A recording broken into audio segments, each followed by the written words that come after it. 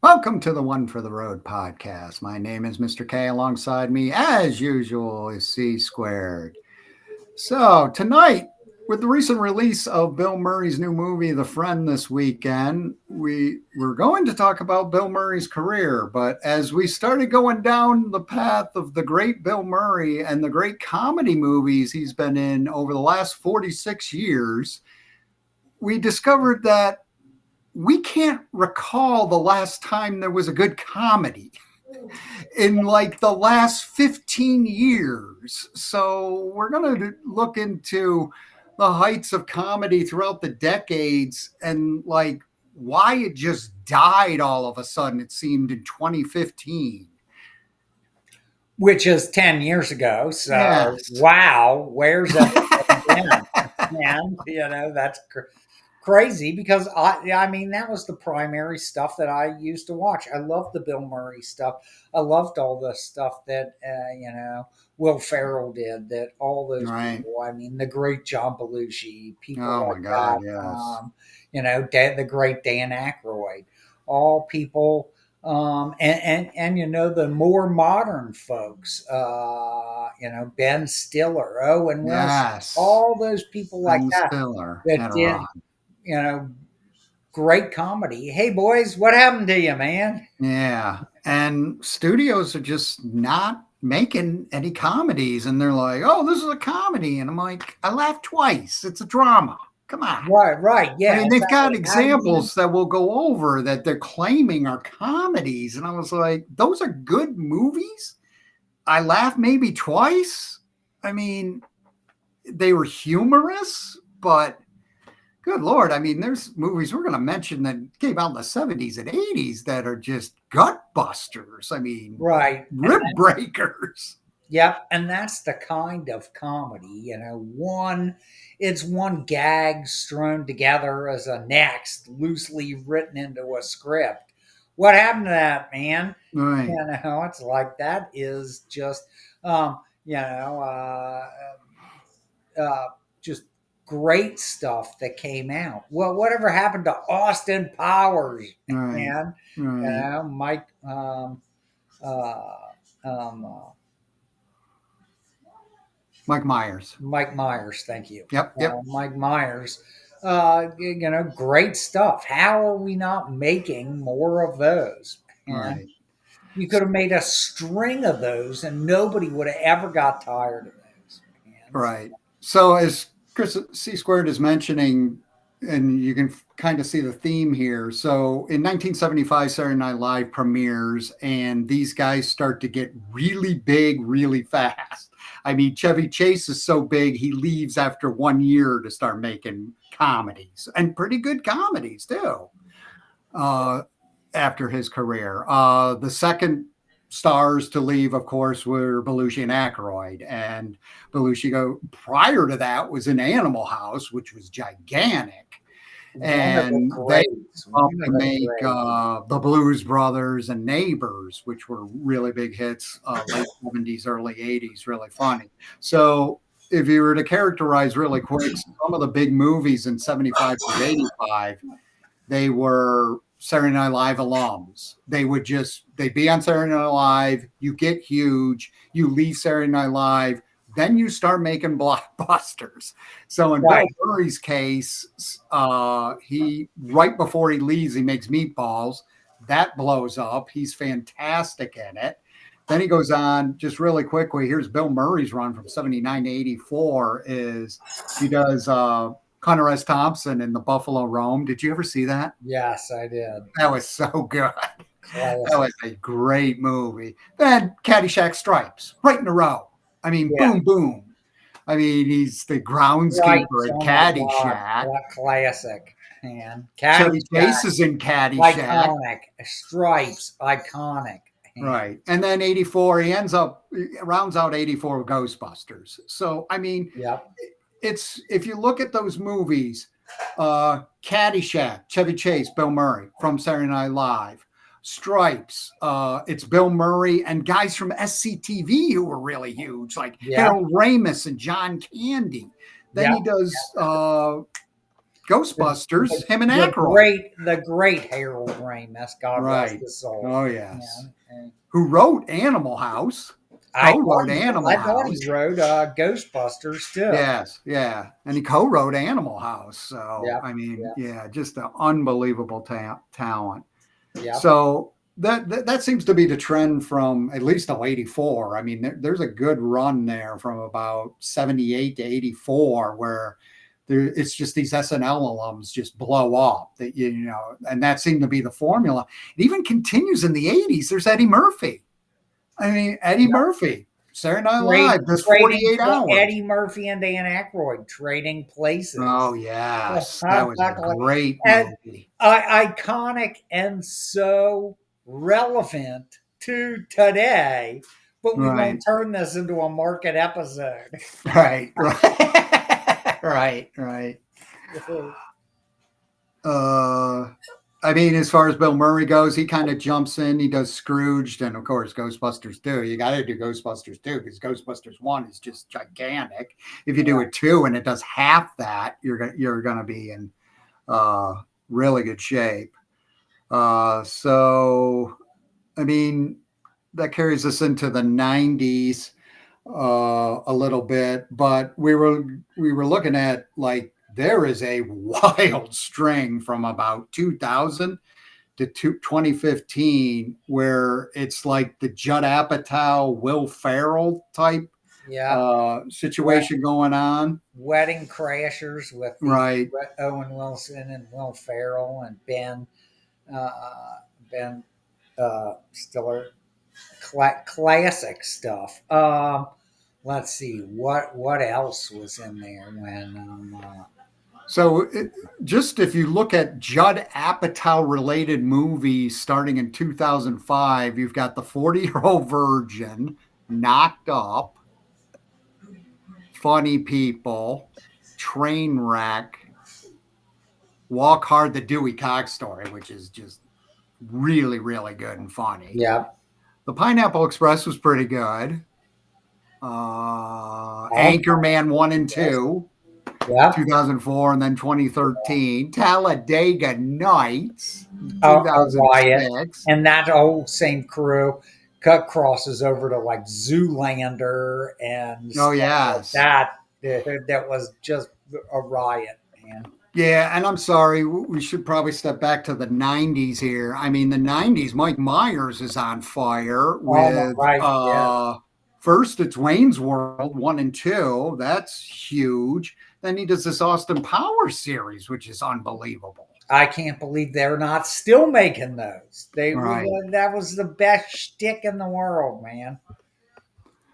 I mean, other movies in 2000, 2007, Superbad, Forgetting Sarah Marshall, Step Brothers, really great. Bridesmaids, 2011, pretty good. Yep. Anchorman 2 comes out in 2013. That was good. I saw that in the theater. Yep.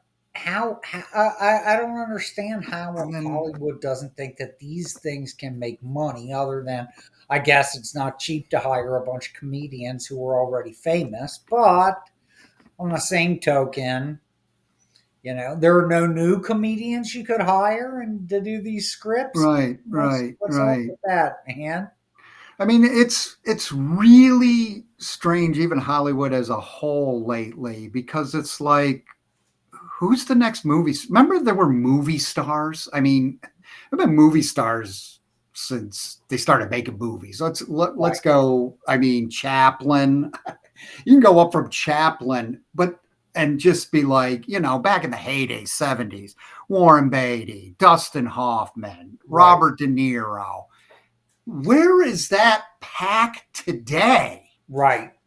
Yeah, exactly. I mean, you brought up Dustin Hoffman. That brings up a comedy, which is one of the later things he did. I'm not sure what he's been doing lately, but and I'm sure he's getting kind of up there. But the bottom line is that him and Lily Tomlin did I Love Huckabees, and that was like quirky, hilarious, man. Right. And that's even better. I love quirky, hilarious, Right, right. And then, I mean, back to Bill Murray and a string. So let's see here. 98 comes is Wes Anderson grabs Bill Murray, Rushmore.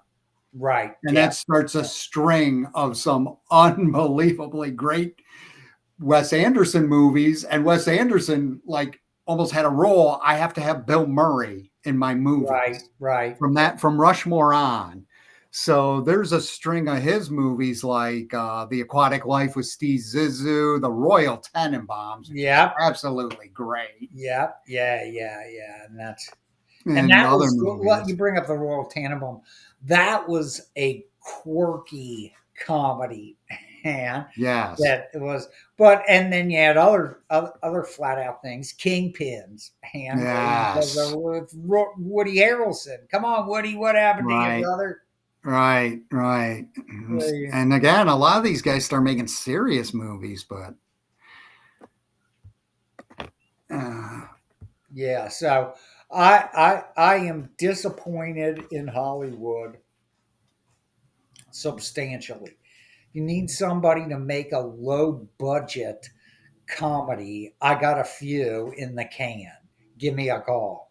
right. And that brings up a good point. There was that run of Kevin Smith. So here's Kevin Smith making Clerks on his credit card. And it's Right, an absolutely great comedy in right, black right. and white. Yeah, yeah. And he had a little string of movies with Dogma and Mallrats Yeah, and yeah. Chasing Amy. I mean, some really good, Right. like, comedic movies that he wrote.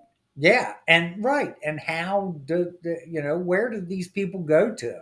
And Right. I'm not Yeah. I'm not sure why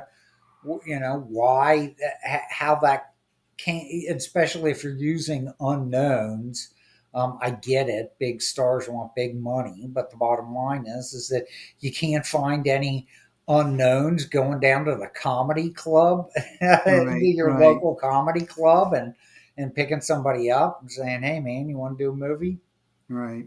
So here's my theory about the Saturday Night Live formula, how it kind of died. So we know from 75 to 80, that core group, Yeah, it was always like seven people, the not ready for primetime players. It was yeah, like it was a core group of like seven. It seemed like seven was the number all the time. yeah, You fast forward to today on Saturday Night Live, there's like 25 not ready for primetime players. yeah. None of them are going to stand out. Right, right. Yeah, yeah, yeah, yeah. Well, and so the other aspect of it, Alan, is I think there is a fear of that your comedy may be viewed as offensive. Nobody's willing to go out on a limb, Right, man. right. And they used to do that type of Yes, stuff, man. They said stuff that made people laugh, and hopefully you found it funny. And it's like, but things have changed where that everything is viewed as offensive opposed to comedy. And right, so I think that's part of it, is that everybody's so worried that I'm going to say something that hurts somebody's feelings or makes them mad or whatever, and or exposes the fact that I have a bizarre sense of humor. You know, Whatever, go for it. And right, right. And I, then, I that was the other thing. You bring up a really good point. There was another formula at play, which is totally gone today, which is who's the hottest stand up comedian? Oh, we're going to make movies around you. So in my generation, the first guy they did that with was Richard Pryor. yeah, yeah, yeah, right. Richard Pryor was the hottest thing in the world in the 70s. And they grabbed him in the late 70s. It's like, yo, dude, we're going to make a string of movies with you starring in it. And Right. they may be hit or miss, but people are going to come because you're the funniest guy in the planet currently. Yeah, right, right. Then came Steve Martin. The next guy's Steve Martin.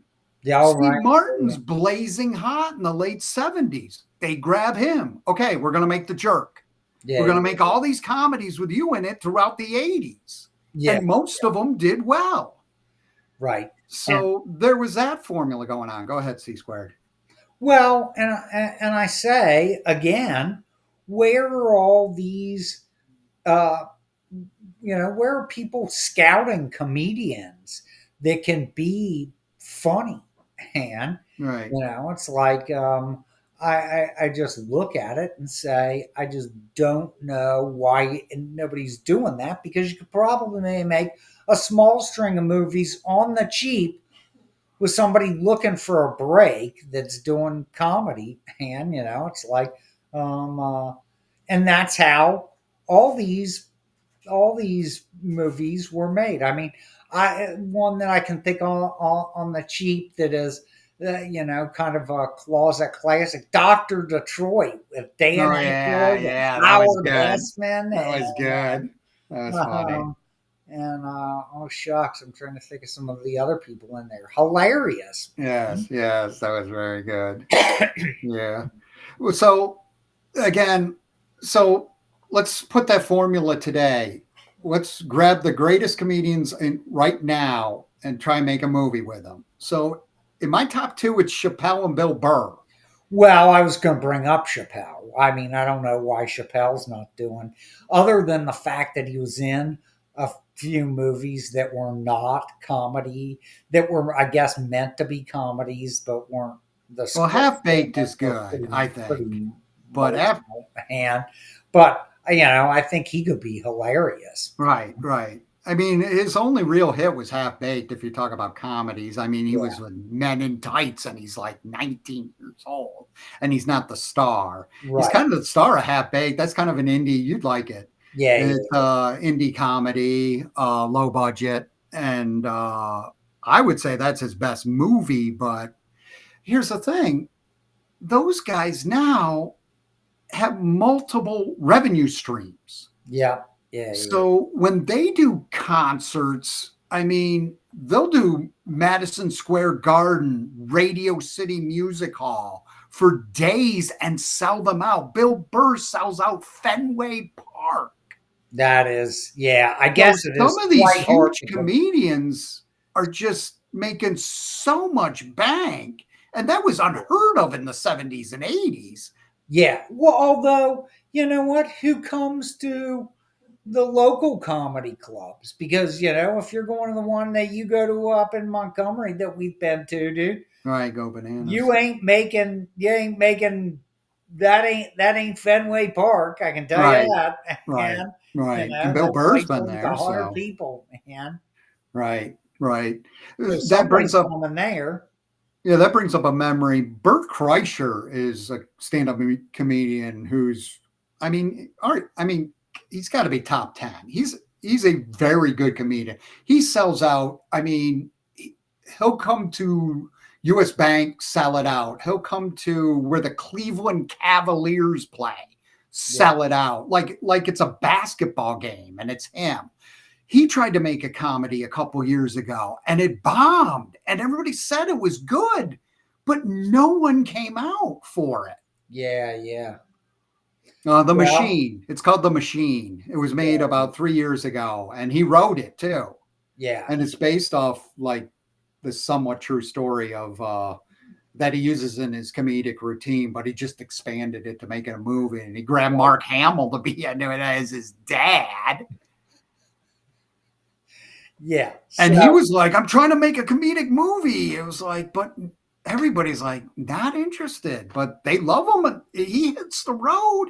I mean, he'll sell out every basketball stadium, football stadium. yeah, I mean that's crazy. They can't get a movie on. Do people not? Maybe the movie industry is kind of like tanking in general. I don't know. And Yeah, yeah, it's like, and when you got things like, Netflix making films, yes. Amazon making films, but you'd think that they would make something that was comedic made for streaming. And Right, right. Netflix had a string of they were paying Chappelle and some other really top line comedians $1 million per special. oh really? Yeah, yeah. like Brian Regan, who's really great, and like no one's ever heard of him, Right. but they're like, here's $3 million. You owe us 3 specials over the next 3 years. Right. Right. And his last one did meh, and they were like, yeah, we're not going to re-up that contract. So Yeah. Regan's back out on the road selling out, theaters and stuff. Right. So Right. I mean, don't cry a river for him. He's not. He's doing okay. Yeah. Well, and so you look at that aspect and say, I guess live performance is it. I mean, Right. certain bands who will remain nameless, the Grateful Dead, made more money doing live performances than anything else that they did, and the other aspect of it is that kind of changed the industry. So, I guess seeing live shows is great, but it certainly would be good to see some more comedy movies, and for not being able to go out and see live shows. And it's not, a comedy routine is not the same as Caddyshack or stuff like right. that. That was Step just Brothers. absolutely the script is so darn funny. It's one gag after another, multi-person gag after another.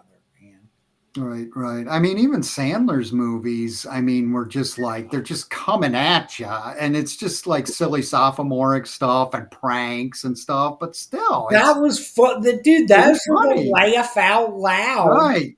type of things that I'm talking about, man. It's like one and memorable, hilarious lines.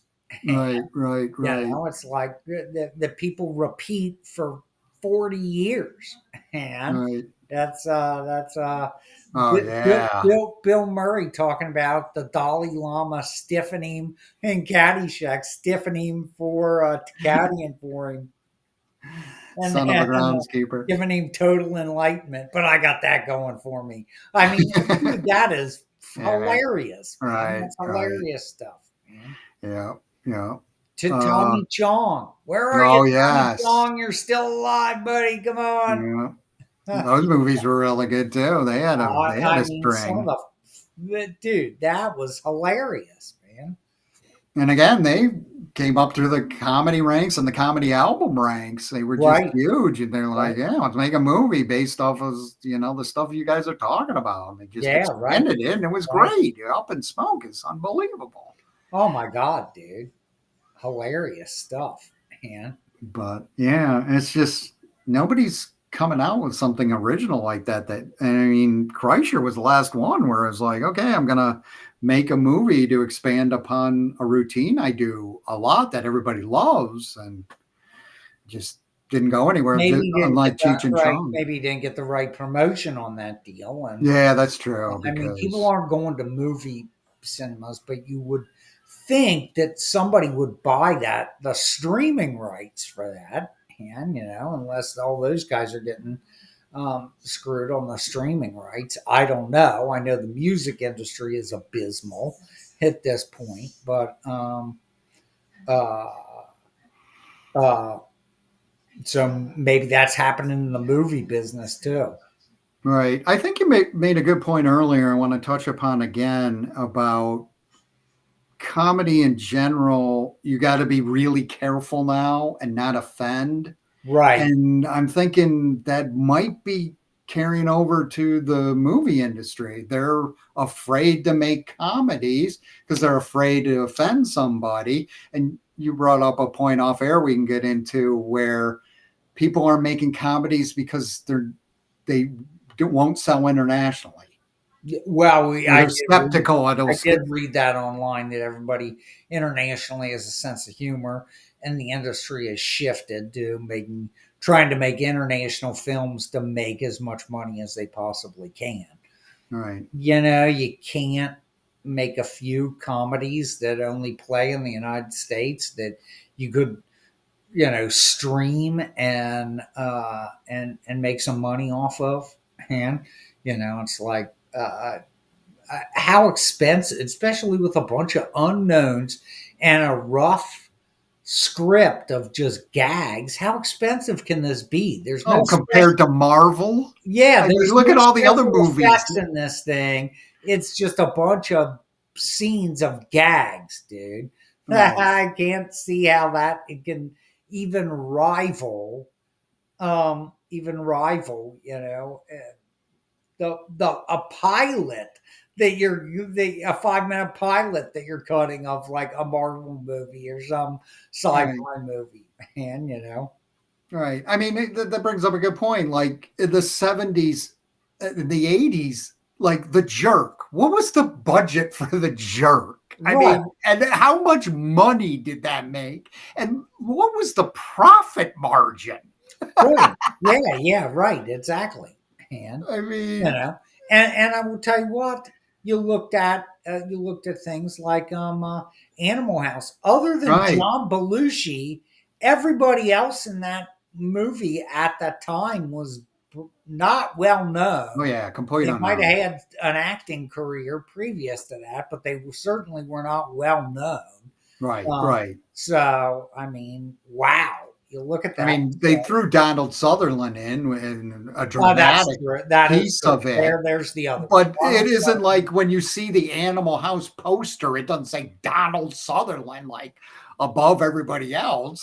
Right, It's Belushi. You've seen him on freaking SNL. He's a madman. Well, right, he's right. even more of a madman in this movie. Come and see it. Yeah, yeah, right. Exactly. Ludarsky. And I mean, Caddyshack had more big names. Oh yeah. Bottom line. Yeah. Dangerfield. Yeah, yeah, yeah. Dangerfield had a string. Remember that? Rodney Dangerfield, Chevy Chase, all those stringing people that were. Yeah, the early remember Dangerfield's little string in the early '80s after Caddyshack, Easy Money, Yeah, yeah, and Back to School, and yeah, yeah, yeah. a bunch of really good movies. They were hilarious. People were like Yeah. coming out and shows. And again, it's like, what was the budget for Back to School, which was like Right. blew up. Or another one, dude, who doesn't particularly do comedies, but did back in the day, Sean Penn and Oh yeah, Fast Times at Best Ridgemont. Times at Ridgemont was Or great. I can't even name who was in the movie Hollywood Nights. Oh But that yes, was another one that was just in the I '70s. can't even remember who was in that movie, Yeah. but it was hilarious. Right, And right, exactly. And it was hilarious. really funny. I So, saw that. it's like what and I don't know of how offensive how anybody could take offense of the big gag in Hollywood Nights was peeing in the punch bowl. Right, And right, right. it's like that's not offensive it's either offensive to everybody or offensive to no one. So Nobody. what's the Yeah. difference? Right, right. Why don't you have gags like the stupid gags like that? And Yeah, the other trend that's really disturbing are the movies they're calling comedies, which are just they're dramas and I laugh three times. Well, I wouldn't call that a comedy. dude, I typed in the comedies for 2000 on, and one of the results I got back from Google was the Barbie movie. Yeah. And that's like, And what? besides, Yeah, yeah, right. It's like, dude, what? yeah, there's movies like that are trying to be funny, but I'm like, you were humorous. And like I said, I chuckled maybe three times. I mean, Right, you're not. If we do a top 20, you're not getting near Animal House right, right, yeah, yeah, and Caddyshack right, right. or And well, and Stripes. Stripes. I was just thinking of I Stripes. mean, Now that good was a little bit God. higher budget than, but other than the military recreational vehicle, Right, I'm right. not I'm not sure what else. What other expenses they actually had there, and a guardhouse and a couple of sets of uniforms.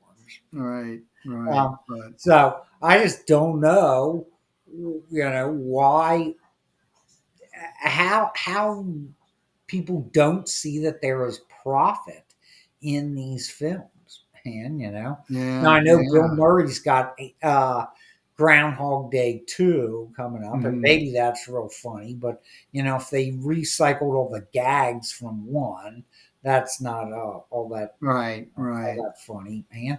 Another super cheap film, Han, that had a couple of big actors in it, but Kingpins, man. Oh my How God, that was expensive so is it good. to create a movie Right. about bowling? Well, I mean, Yeah, that's like 40% of the scenes are in a bowling alley. right. Hello? It's again right, exactly, man.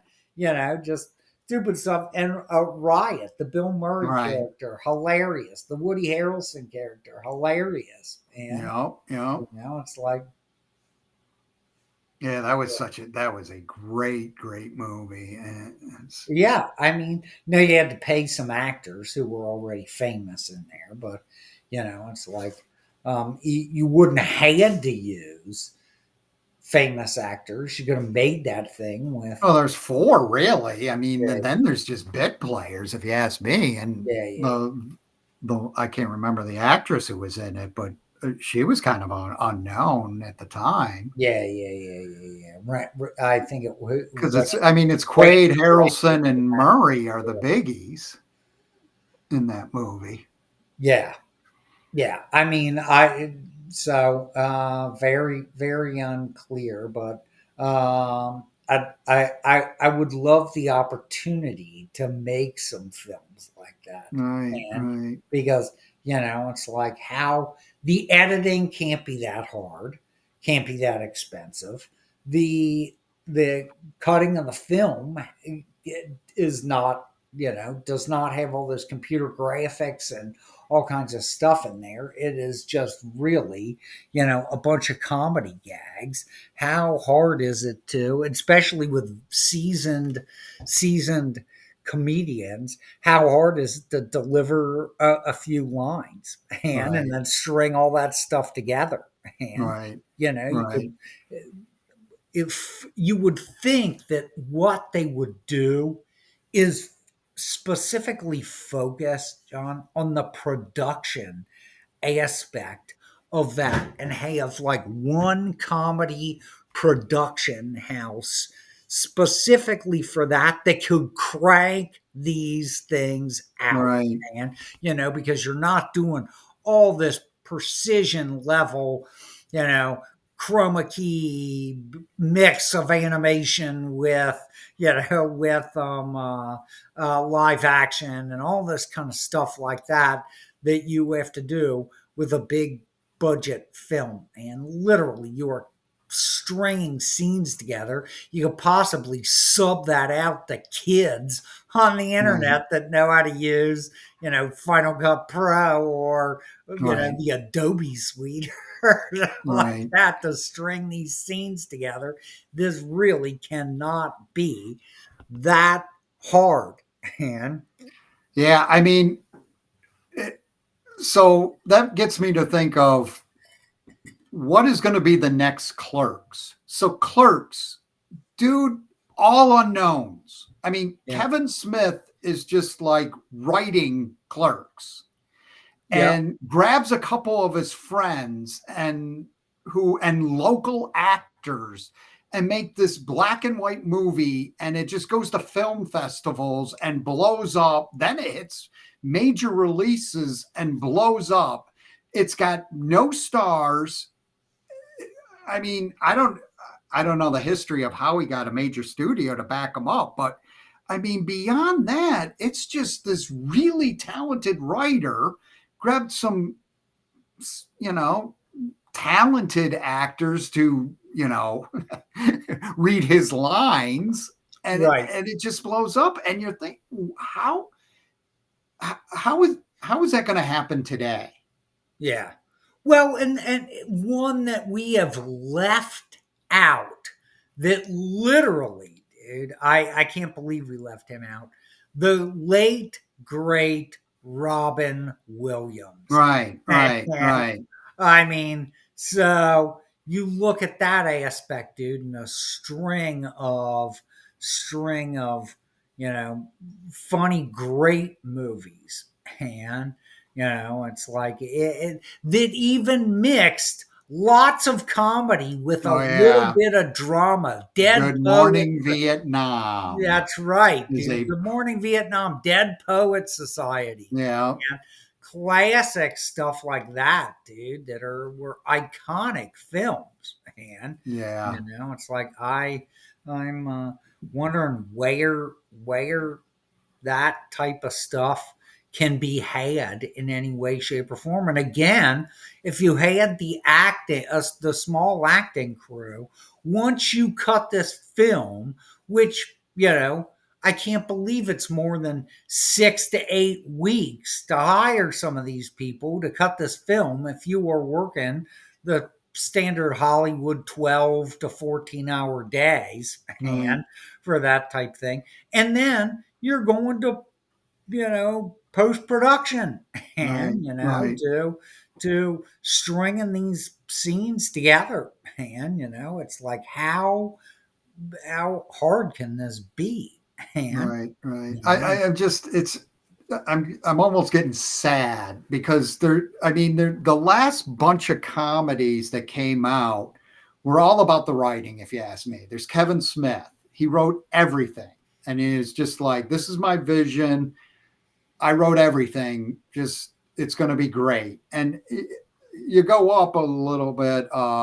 So Todd Phillips writes The Hangover, and and it's just fantastic. And you're just like, where are the Todd Phillips, the Kevin Smiths, the guys who are Judd Apatow, the comedy writers, these yeah, brilliant new comedy writers? Where are they? Who are they? Why isn't there a Clerks or a Hangover coming out right, down the right. pipe? Yeah, yeah, yeah. I mean, even comedy series. Well, I don't even know who was the Oh, writer of geez, the 10, sitcoms, 10 dead. item 10 items or less, which I think was on, I'm not sure if it was on HBO or who produced that, but it only went 3 years, dude. But that was, Hmm, again, one gag after another, dude. That right, had to be way harder to produce that, to produce 30-minute series, a set of series, than than it would be to produce an actual, you know, hour and a half movie. And that's right, basically three pieces of the series. right, right, What? right, right. Come on, Yeah. man. Yeah, I mean,